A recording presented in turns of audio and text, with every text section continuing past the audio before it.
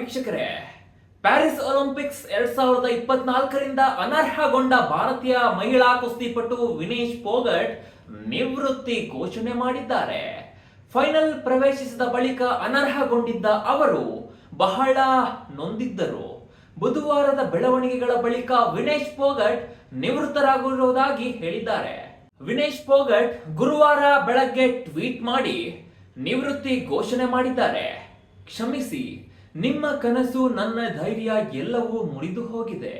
ಈಗ ನನಗೆ ಇದಕ್ಕಿಂತ ಹೆಚ್ಚಿನ ಶಕ್ತಿ ಇಲ್ಲ.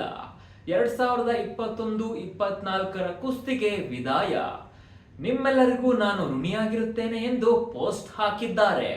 ಹರಿಯಾಣ ಮೂಲದ 29 ವರ್ಷದ ವಿನೇಶ್ ಫೋಗಟ್ ಪ್ಯಾರಿಸ್ ಒಲಿಂಪಿಕ್ಸ್ 2024ರಲ್ಲಿ ಭಾರತಕ್ಕೆ ಪದಕ ತಂದುಕೊಡುವ ಭರವಸೆ ಮೂಡಿಸಿದ್ದರು.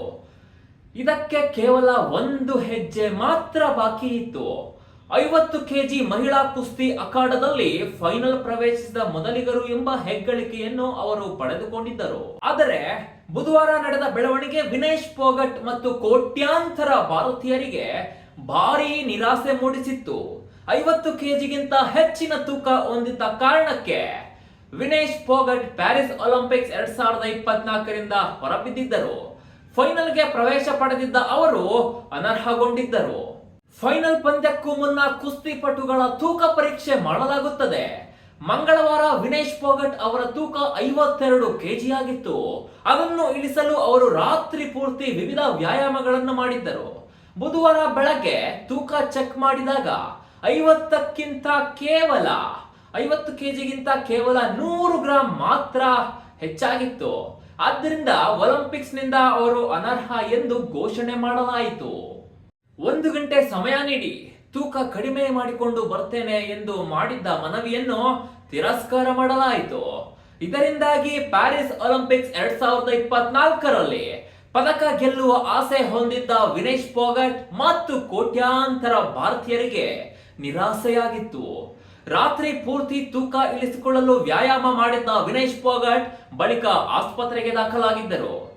ಬುಧವಾರದಂದು ಪ್ಯಾರಿಸ್ ಒಲಿಂಪಿಕ್ಸ್ 2024ರ 50 ಕೆಜಿ ವಿಭಾಗದ ಮಹಿಳೆಯರ ಫ್ರೀಸ್ಟೈಲ್ ಕುಸ್ತಿ ಫೈನಲ್ ನಲ್ಲಿ ವಿನೇಶ್ ಫೋಗಟ್ ಪದಕ ಗೆಲ್ಲುವುದನ್ನು ಕಣ್ತುಂಬಿಕೊಳ್ಳಲು ಭಾರತೀಯರು ಕಾದು ಕುಳಿತಿದ್ದರು.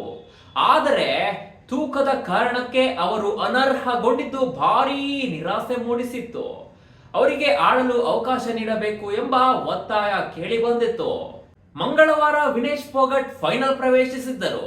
ಅಮೆರಿಕದ ಸಾರಾ ಆನ್ ಹಿಲ್ಡ್ ಬ್ರಾಂಟ್ ಅವರನ್ನು ವಿನೇಶ್ ಫೋಗಟ್ ಎದುರಿಸಬೇಕಿತ್ತು. ಫೈನಲ್ ಪಂದ್ಯದಲ್ಲಿ ಅವರು ಅಖಾಡಕ್ಕೆ ಇಳಿದಿದ್ದರೆ ಚಿನ್ನ ಅಥವಾ ಬೆಳ್ಳಿ ಪದಕ ಭಾರತಕ್ಕೆ ಬರುವುದು ಖಾತ್ರಿಯಾಗಿತ್ತು.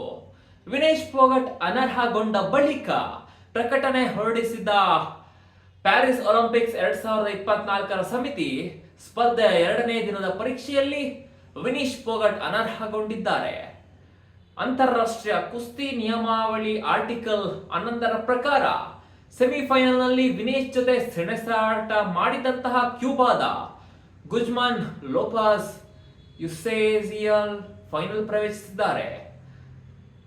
ಜಪಾನ್ನ ಯುಯಿ ಸುಸಾಕಿ ಮತ್ತು ಉಕ್ರೇನ್ನ ಒಕ್ಸಾನಾ ಲಿವಾಚ್ ಅವರು ಕಂಚಿನ ಪದಕಕ್ಕಾಗಿ ಹೋರಾಟ ನಡೆಸಲಿದ್ದಾರೆ ಎಂದು ತಿಳಿಸಿತ್ತು.